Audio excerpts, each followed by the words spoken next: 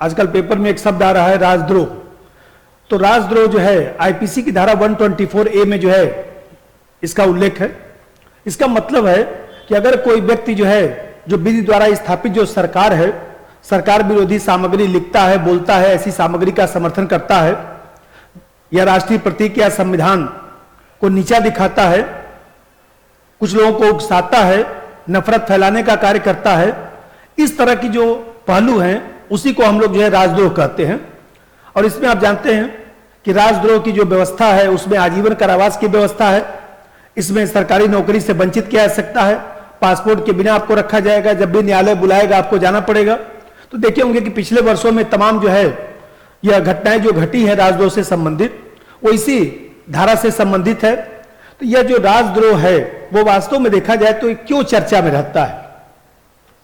पहला चीज तो यह है कि आप देखते हैं कि यह लोकतांत्रिक मापदंड के विरुद्ध है, दुरुपयोग की संभावना है, नागरिक समाज पर एक दबाव बनाता है, प्रेस की स्वतंत्रता का उल्लंघन करता है, जो मूल अधिकार हम लोगों को दिया गया है संविधान में उसका उल्लंघन करता है, और कानून की प्रकृति जो है कठोर है, गैर जामनती है, साथ ही साथ जो है आजीवन कारावास का दंड हो सकता है। लेकिन सरकार का यह तर्क रहता है कि राष्ट्र विरोधी, अलगाववादी, नक्सलवादी, माओवादी, आतंकवादी तत्वों से निपटने के लिए जो है इस कानून का हम प्रयोग करते हैं।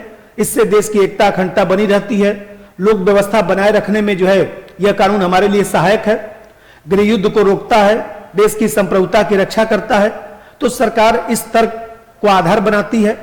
अब जानते हैं कि हमारे यहाँ यह जो राजद्रोह है वो देखा जाए तो अंग्रेजी काल से दिखाई देता है। 1837 में मैकाले ने ही राजद्रोह कानून को दंडनीय अपराध के रूप में तैयार किया था और आजीवन कारावास का प्रावधान किया था 1837 में।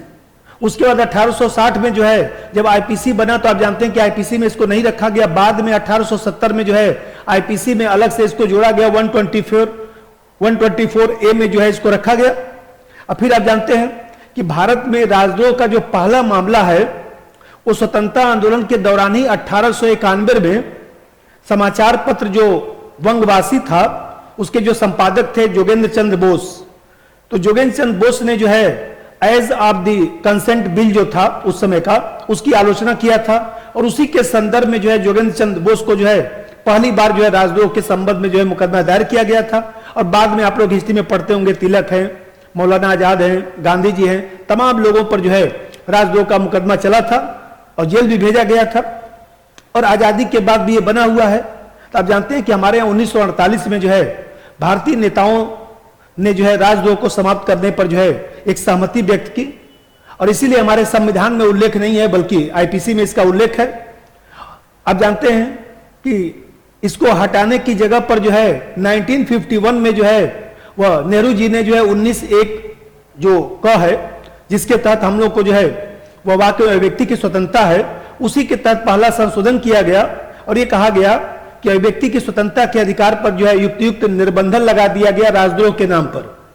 फिर आप जानते हैं कि केदारनाथवाद जो आया था 1962 में, तो केदारनाथवाद में राजद्रोह कानून की वैधता पर प्रश्न लगाया गया था, लेकिन सुप्रीम कोर्ट ने जो है राजद्रोह कानून को बरकरार रखा।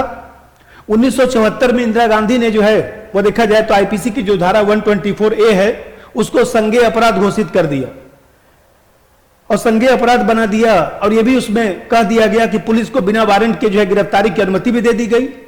अब जानते हैं कि हमारे यहां जो है एक केस और भी आया था, पी अलावी केस आया था, पी अलावी बनाम केरल राज्य 1982। उस केस में सुप्रीम कोर्ट ने कहा था कि भाई सामान्य रूप से सरकार के विरुद्ध नारेबाजी करना, संसद या सरकार की आलोचना करना, इन सब चीजों को राजद्रोह नहीं माना जा सकता है। और जानते हैं कि जो हमारे यहाँ विधि आयोग है, तो विधि आयोग ने भी 2018 में यह बात माना कि 124A पर जो है पुनर्विचार किया जाना चाहिए, इसको निरस्त किया जाना चाहिए, इसकी प्रकृति बदली जानी चाहिए, क्योंकि यह लोकतांत्रिक व्यवस्था से जो है मेल नहीं खाता है। और सुप्रीम कोर्ट ने भी 2022 में यह बात कहा कि ये जो राजद्रोह है 124A है प्रभावी रूप से तब तक स्थगित होना चाहिए जब तक कि केंद्र सरकार इस पर विचार नहीं करती है। तो आप जानते हैं कि सुप्रीम कोर्ट ने भी टिप्पणी किया और तमाम जो आप लोग पढ़ते होंगे जय न्यूज से लगाए तमाम जो वाद थे उसी संदर्भ में बहुत कम लोगों को जो है इसमें सजा मिला, अधिकांश लोगों को सुप्रीम कोर्ट ने, हाई कोर्ट ने बरी कर दिया। इसी कारण जो है इस कानून पर प्रश्न लगाया जाता रहा है और हम लोग आशा रखते हैं कि भविष्य में जो है 124A जो है राजद्रोह जो कानून है उसका दुरुपयोग नहीं होगा, और साथ ही साथ जो है इसमें जो है परिवर्तन भी होगा, और ब्रिटेन अमेरिका की तरह जो है वो देखा जाए तो इसे समाप्त भी कर दिया जाएगा। क्योंकि आप जानते हैं कि ब्रिटेन अमेरिका जैसे देशों में जो है वो जो राजद्रोह कानून है वो इस समय जो है समाप्त कर दिया गया है। ऑस्ट्रेलिया में भी 2010 में समाप्त कर दिया गया है। तो ऐसी दिशा में हम लोग जो है विकसित देश बनने की राह पर अग्रसर हैं, और कहीं ना कहीं जो है राजद्रोह कानून भी समाप्त होगा, और ऑस्ट्रेलिया, अमेरिका, ब्रिटेन की तरह हम लोग भी जो है वो देखा जाए तो कहीं ना कहीं लोकतंत्र में जो कमियां हैं वो कमियां जो है दूर होंगी। सभी लोगों का धन्यवाद। सब्सक्राइब कीजिए हमारे चैनल को और बेल आइकॉन को दबाइए हमारी लेटेस्ट वीडियो सबसे पहले देखने के लिए।